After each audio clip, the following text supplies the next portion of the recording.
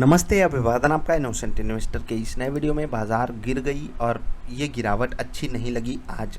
ठीक है, गिरावट कहाँ से आ रही थी, पहले ये सवाल पूछा जाएगा कि बाज़ार गिरी क्यों। मैं आपको डाउ फ्यूचर्स का चार्ट दिखाना चाहता हूँ। देखिए, वहाँ पर भी आज गिरावट बनी है। ठीक है, ऑलमोस्ट 150 पॉइंट नीचे डाउ फ्यूचर्स ट्रेड कर रहा है। ठीक है, थोड़ी सी लोअर लेवल से रिकवरी आई, अपनी बाज़ार भी थोड़ी सी रिकवर करी। अभी वहाँ पर ट्रेड चल ही रहा है, आप यहाँ पर देख सकते हो, अपनी बाज़ार क्लोज हुई है। ठीक है, अब ये जो रिकवरी आई इसने अपने लिए अच्छा काम किया, लेकिन वहाँ थोड़ी सी गिरावट और हम ज़्यादा गिर जा रहे हैं। इसके पीछे कारण क्या है, कुछ और भी रीज़न है। तो हमारा पर्सनल रीज़न है। देखिए, कल हमारी जो क्लोजिंग हुई थी, नो डाउट बहुत अच्छी क्लोजिंग थी, लेकिन आज हमारी जो ओपनिंग हुई वो अच्छी नहीं हुई। हम इंपॉर्टेंट लेवल्स के जाकर के नीचे खुले और वहाँ से हमारी तकलीफ बढ़ गई। अब कुछ और बातें मैं आपसे कह देता हूँ। जो इन्फ्लेशन का इशू है, मैं अभी उस पर बात करूँगा, वो भी एक बड़ा मुद्दा बनकर के आएगा। आरबीआई किस तरीके से एक्शन लेने वाला है रेपो रेट को लेकर के, वो भी मार्केट अनसर्टेनिटी मान करके उस पर रिएक्ट कर रही है। इसी कारण आज बाज़ार लगभग 1% नीचे क्लोज हुई। हाँ, कुछ अच्छी बातें भी हैं। 200 पॉइंट नीचे क्लोज होना बुरी बात तो होती ही है, बिल्कुल आपको तोड़ भी देती है, बहुत सारे स्टॉप लॉसेस भी खा जाती है। लेकिन यहाँ पर अच्छी बात यह है कि हम 16,400 के ऊपर क्लोज हुए हैं, जो कि एक बहुत इंपॉर्टेंट सपोर्ट लेवल है टेक्निकल चार्ट्स पे। आप यहाँ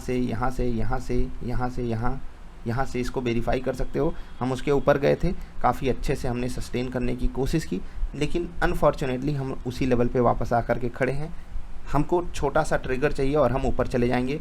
वैसे भी निर्मला आंटी ने कह भी दिया कि शॉक एब्जॉर्बर का काम कर रहे हैं रिटेल इन्वेस्टर्स। तो आप सभी को शुभकामनाएं, एंजॉय करते रहिए। बस एक चीज़ यहाँ पर आपको तोड़ ना दे, क्या, losses part of the game है, ये आपको याद रखना है। और जो इसको भूल जाएगा वो फिर मार्केट में रहने की एलिजिबिलिटी नहीं रखता है। अब बात कर लेते हैं लेवल्स की। देखिए, पहले तो ऐसे आप देख रहे होगे लेवल्स, तो थोड़ा आज हौच पौच है। उतने अच्छे तरीके से सम्मान नहीं दिया जितने अच्छे तरीके से मार्केट ने लगातार पिछले 2 दिन दिया था। लेकिन यहाँ पर आपको समझाता हूँ, सेल साइड का ट्रेड इस कैंडल ने दिया था। ये जो आपको रेड कैंडल दिखाई दे रही ना, इस पर आपको सेल साइड का ट्रेड लेना था, निफ्टी ट्रेडर सेटअप ने दिया था। ठीक है, प्लस ये वाली जो कैंडल है, इसके नीचे ये जो लाइन है ना, इसके नीचे क्लोज हुई थी। ये लाइन आपको बताई गई थी, ये लेवल आपको बताया गया था 16,439 का। ठीक है, आप यहाँ पर इस लेवल की अहमियत समझ गए। बाज़ार एक बार इसके नीचे फिसली तो कहाँ जाकर के रुकेगी, हमारा टारगेट कहाँ होना चाहिए, वो आपको लेवल यहाँ पर बताया गया था। आई होप आपको याद हो। यहाँ से बाज़ार फिसली और यहीं जाकर के रुकी। हर किसी का टारगेट आया होगा, चाहे निफ्टी ट्रेडर सेटअप पे हो आप, चाहे केवल आप इस लेवल पे ट्रेड कर रहे हो। ठीक है, निफ्टी ट्रेडर सेटअप पेड है, लेकिन ये लेवल तो आपके लिए पेड नहीं है। देखिए, आपको आसानी से टारगेट मिला, कोई दिक्कत नहीं। अब जो यहाँ पर बाई करना चाहता है या कॉन्ट्रा ट्रेड लेना चाहता है, वो कहाँ का टारगेट सेट करेगा? ऑफ कोर्स सी बात है, यहीं का टारगेट सेट करेगा या कहीं और का। सपोर्ट और रेजिस्टेंस समझ में आ रहा है ना। ये लेवल आपको, एक मिनट में आपको दिखा भी देता हूँ।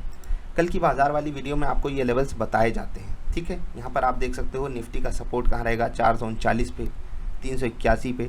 इन्हीं 2 लेवल से निफ्टी का वास्ता पड़ा और दोनों ही लेवल्स को बाज़ार ने बहुत अच्छे से सम्मान दिया है। आप सामने देख भी रहे होगे। ठीक है, बैंक निफ्टी भी आप चेक कर लीजिएगा, आपको काफ़ी अच्छा फील होगा। अब एक लेवल है 16,400, ठीक है, जो आप यहाँ पर देख रहे हो, और एक लेवल है 16,380 का। बहुत ध्यान से देखिएगा, बाज़ार यहाँ पर सम्मान देती हुई पाई गई, यहाँ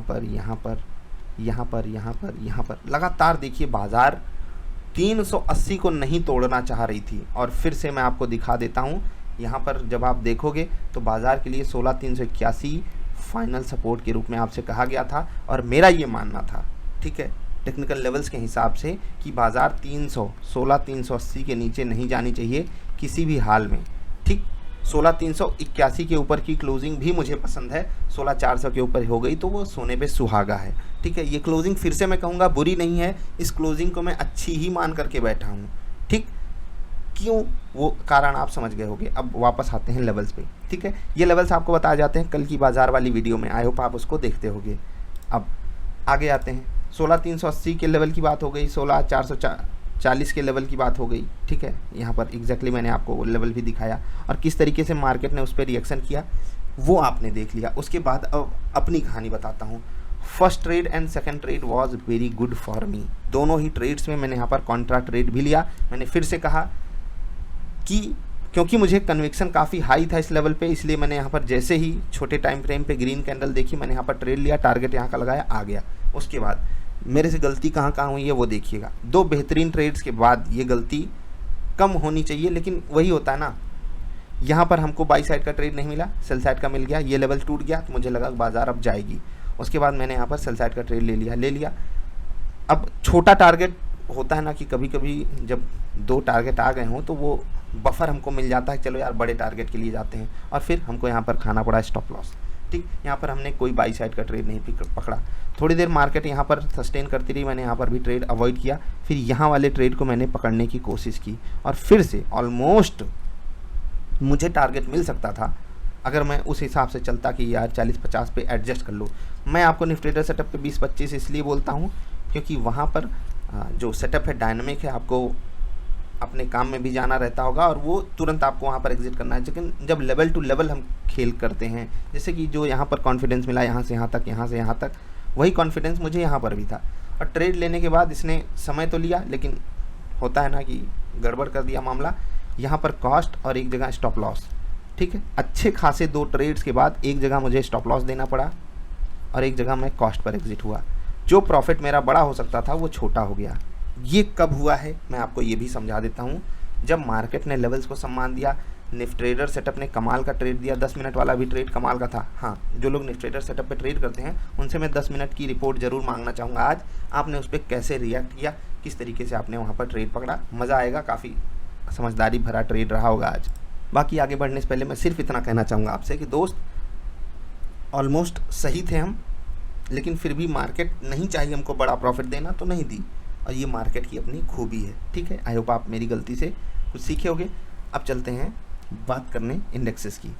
Nifty 50, next 50, Nifty mid cap, Nifty bank सब बराबर गिरे हैं, 1% से थोड़ा सा नीचे क्लोज हुए हैं सब। निफ्टी फाइनेंशियल सर्विसेज थोड़ा सा ज़्यादा क्लोज हो गया नीचे, ICICI जनरल इंश्योरेंस के कारण, बाकी सब कुछ फर्स्ट क्लास था। अब निफ्टी 50 का गेनर कौन था? ONGC। क्यों? ONGC क्यों? 161 भाई साहब। ONGC क्यों? सोने की खादान मिल गई, दिल खुश हो गया ONGC का। यही होता है ना। और जब लोअर लेवल्स पे मिल रहा था, जब मैं चिक के आपसे बोल रहा था भाई खरीदो ONGC खरीदो, ONGC खरीदो, तो क्या कहें, मन नहीं होता ना उस वक्त। NTPC भी चला, कोल इंडिया भी चला। आज देख रहे हैं सरकारी स्टॉक्स को सरकार ही चला रही है लग रहा है। खैर मजाक था वो। मारुति और हीरो मोटोकॉर्प ने बढ़िया परफॉर्मेंस दी। हीरो मोटोकॉर्प के बारे में कल मैंने आपसे चर्चा की थी, याद हो या ना हो वीडियो जरूर देख लेना। टाइटन आज फिसला महंगा, UPL भी 4.5% फिसला, डॉक्टर रेड्डीज फिसल गया, ब्रिटानिया 3% नीचे, LNT 3% नीचे, हैवी वेट थे। और वही है ना कि कोई एडजस्ट कर रहा था पॉजिटिव साइड, कोई एडजस्ट कर रहा था नेगेटिव साइड। निफ्टी नेक्स्ट 50 में टॉप गेनर था इंडस टावर, ठीक है, टॉप लूज़र था जोमेटो 7% नीचे, ठीक कोई बात नहीं।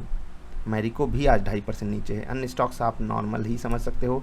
निफ्टी मिड कैप में टॉप गेनर था TVS मोटर्स, बहुत बेहतरीन, खुशी मिली इस स्टॉक के मोमेंट को देख करके। टाटा पावर सही लेवल पे क्लोज हुआ है, जरा इंट्राडे के लिए इस पर आप नज़र रखिएगा, ठीक है। बाकी गिरावट में जी एंटरटेनमेंट 5% नीचे है, मारिफ 4.5% नीचे, फिर से 70 पे। निफ्टी बैंक, यहाँ पर बंधन बैंक ठीक है, यहाँ पर कोई हीरो बन करके नहीं आया, लेकिन तोड़ने वाले में HDFC bank, ICICI bank, axis bank, बड़े बैंक्स यहाँ पर तोड़ रहे थे। लेकिन फिर भी सोचिए कि ये इंडेक्स फ्लैट क्लोज हुआ है, क्योंकि यहाँ पर जो गिर रहे थे स्टॉक्स वो बहुत ज़्यादा नहीं गिर गए थे अन्य इंडेक्सेस के कारण। तो वही है, इंडेक्स मैनेजमेंट बहुत अच्छे से हुआ है। निफ्टी फाइनेंशियल सर्विसेज की हमने आपसे बात कर ली। मार्केट क्यों गिरी, उसके पीछे जो सबसे बड़ा कारण वो था इंपॉर्टेंट लेवल्स के नीचे खुलना, और वो न्यूज़ 1 मिनट में आपको दिखा भी देता हूँ, ध्यान से देखिएगा। इस आर्टिकल को आप मनी कंट्रोल पे जा कर के पढ़ सकते हो। मनी कंट्रोल को पूरा सा आभार इस आर्टिकल को अवेलेबल कराने के लिए। India's retail inflation will surprise on the upside in the current year as the country is one of the most vulnerable to global commodity price change, और वहाँ पर बढ़त हो रही है, ठीक है। ऑयल से इंडिया को कितनी तकलीफ होती है तो आप समझते हो। Global investment banking firm Nomura, जिसका नाम है, उसने ऐसी बात कही है। अब Indian retail inflation will surprise on the upside, इसका मतलब क्या है कि अभी भी महंगाई बढ़ने की उम्मीद है, आशंका है।